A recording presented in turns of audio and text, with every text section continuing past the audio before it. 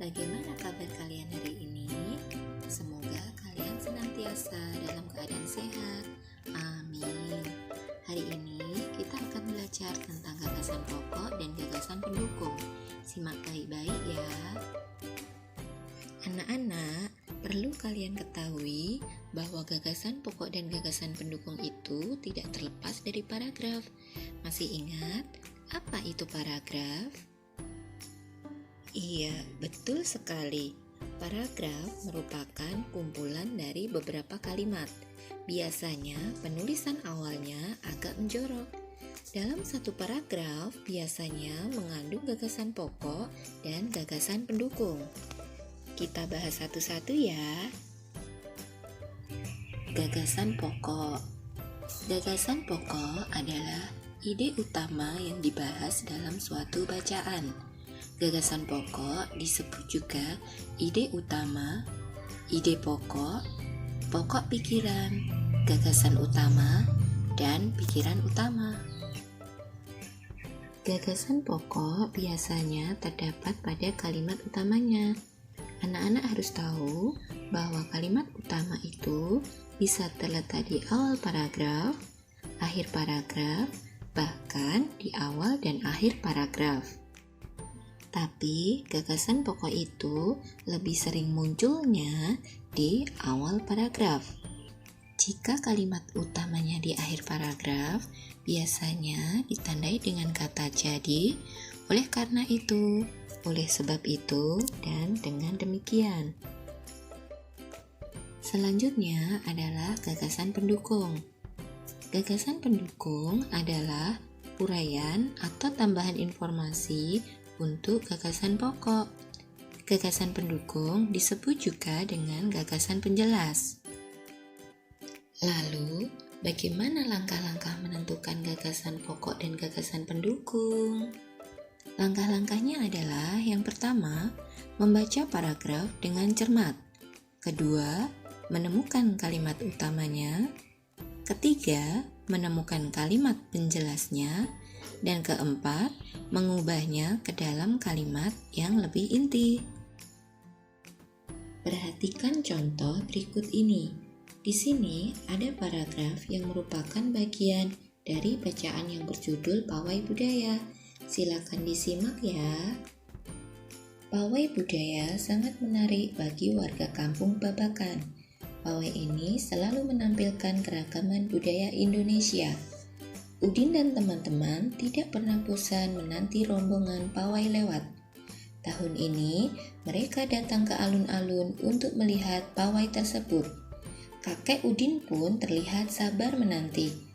Terdengar suara gendang yang menandakan rombongan pawai semakin dekat. Kalimat manakah yang merupakan kalimat utama? Iya, kalimat yang pertama. Untuk awal ini, kalau anak-anak masih kesulitan mengubah kalimat utama menjadi kalimat yang lebih inti, anak-anak bisa menuliskan kalimat utamanya sebagai gagasan pokoknya. Berarti, gagasan pokoknya pada paragraf ini adalah pawai budaya sangat menarik bagi warga kampung Babakan. Sedangkan gagasan penjelasnya adalah kalimat lainnya. Karena di sini ada 6 kalimat, berarti 5 kalimat lainnya merupakan gagasan pendukungnya atau gagasan penjelasnya. Gagasan pendukung yang pertama yaitu, pawai ini selalu menampilkan keragaman budaya Indonesia. Gagasan pendukung yang kedua, Udin dan teman-teman tidak pernah bosan menanti rombongan pawai lewat. Yang ketiga, tahun ini mereka datang ke alun-alun untuk melihat pawai tersebut. Keempat, kakek Udin pun terlihat sabar menanti. Dan gagasan pendukung yang terakhir atau yang kelima adalah terdengar suara gendang yang menandakan rombongan pawai semakin dekat. Contoh berikutnya pada paragraf ini. Di barisan pawai terdepan terlihat rombongan dari Maluku. Rombongan laki-laki mengenakan kemeja putih, jas merah, dan topi tinggi dengan hiasan keemasan. rombongan perempuan mengenakan baju cele. Baju ini terdiri dari atasan putih berlengan panjang serta rok lebar merah. Langkah mereka diiringi oleh suara tifa, alat musik dari Maluku. Bunyinya seperti kendang, namun bentuknya lebih ramping dan panjang. Budaya Maluku sangat unik dan menarik. Pada paragraf ini, pokok pembicaraannya terdapat di mana? Apakah pada kalimat pertama? Tidak, lebih tepatnya pada kalimat yang terakhir, yaitu budaya Maluku sangat unik dan menarik. Satu kalimat utama ini dapat dijelaskan menjadi beberapa kalimat yang merupakan kalimat pendukungnya. Kalimat pendukung yang pertama adalah di barisan pawai terdepan terlihat rombongan dari Maluku.